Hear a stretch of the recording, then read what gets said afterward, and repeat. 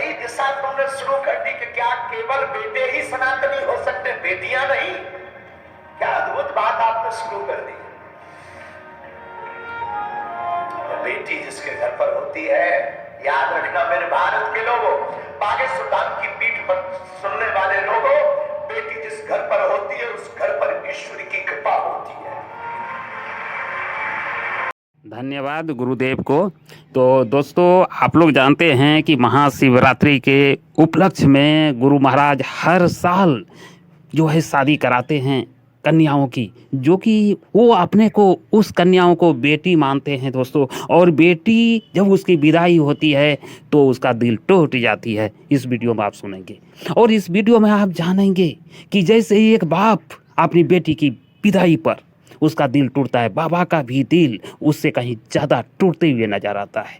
तो दोस्तों, आज का वीडियो ना देरी करते हुए मैं अपने गुरुदेव बागेश्वर बाबा के चरणों में दंडवत प्रणाम करता हूं दोस्तों, और आप सभी को नमस्कार प्रणाम जोहार करता हूं। और इस क्लिप से शुरुआत। आगे तो आ जाने दो, दरवाजा तक नहीं खोलता है, पर कभी तुम अनुभव करना, यहाँ पर जितने भी पुरुष बैठे हैं तुम अनुभव करना, बेटा नहीं उठेगा पर बेटी तुरंत चहचहाती हुई के बाहर खेल देगी, पापा भोजन करेंगे, पापा भूखे तो नहीं हो, पापा खाना खाया, पापा मैं बना दूं। एक घड़ी बेटी की मां नहीं उठेगी आलस के कारण, लेकिन बिटिया तुरंत कहेगी पापा मैं बना दूं। ये जज्बा सिर्फ हमारे भारत की बेटियों में है। तो ये भारतवर्ष ऋषि मुनियों का देश रहा है और यहाँ पर पूजा पाठ ही सर्वोपरि है दोस्तों। इस वीडियो में हम आपको जो क्लिप आज दिखाने वाले हैं वो बेटियों पर आधारित ही होगा, और हम निवेदन आप लोगों से करते हैं कि आज की वीडियो में आप लोग रो जाएंगे दोस्तों। अगर आप वीडियो में आज रो गए तो आज आपको वादा करना होगा कि आप चैनल को सब्सक्राइब करेंगे, परिवार का हिस्सा बनेंगे और वीडियो को लाइक करेंगे और कम से कम 5 आदमी के साथ शेयर करेंगे। और ना रोए तो फिर आपकी मर्जी।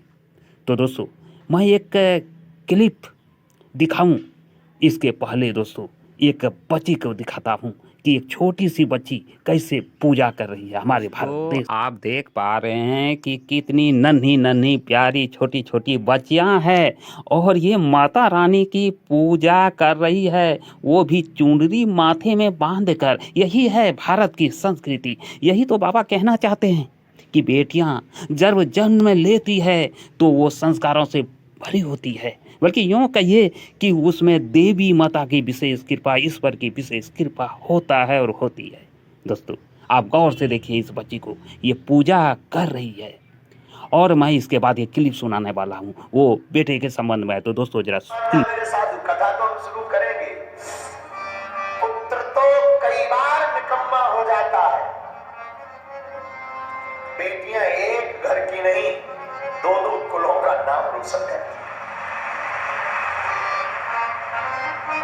बड़े खुश नसीब होते हैं जिनके घर बेटियां होती हैं।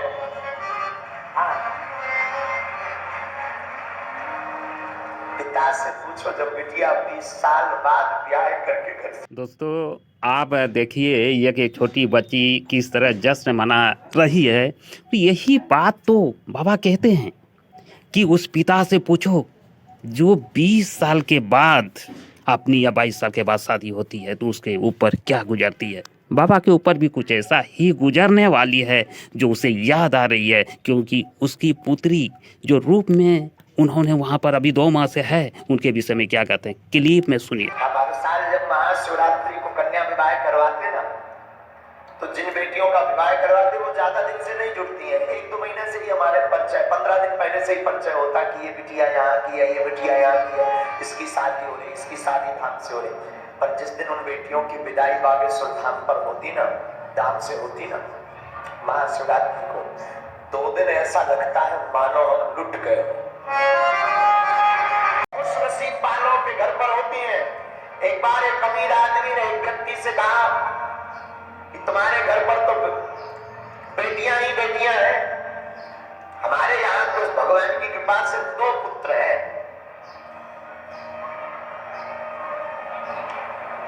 दोस्तों, बाबा के मुख से आपने सुने कि किसी से 2 माह और किसी से 15-20 दिन से ही उस बेटियों से उसे जानकारी या उसे पहचानते हैं, फिर भी जब विदाई की बेला आती है तो बाबा कहता है कि मेरा दिल टूट जाता है। दोस्तों, हम आगे का क्लिप सुनाऊं, आप ध्यान से वीडियो को देखिएगा और पूरे वीडियो को देखिएगा दोस्तों, और क्लिप को सुनिए। को अपने पिता की चिंता है।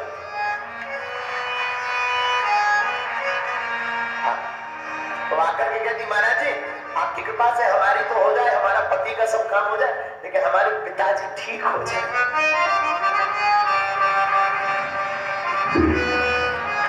जब बेटियों की विदा होती है ना, कितना भी कठोर दिल का बाप हो, एक बार वो टूट ही जाता है।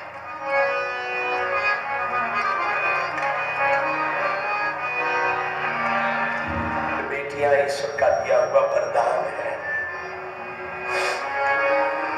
बेटियां इस धरती की भगवती है। हमारे भारत, तुम्हारे घर पर तो बेटियां ही बेटियां हैं। हमारे यहाँ तो भगवान की कृपा से 2 पुत्र हैं।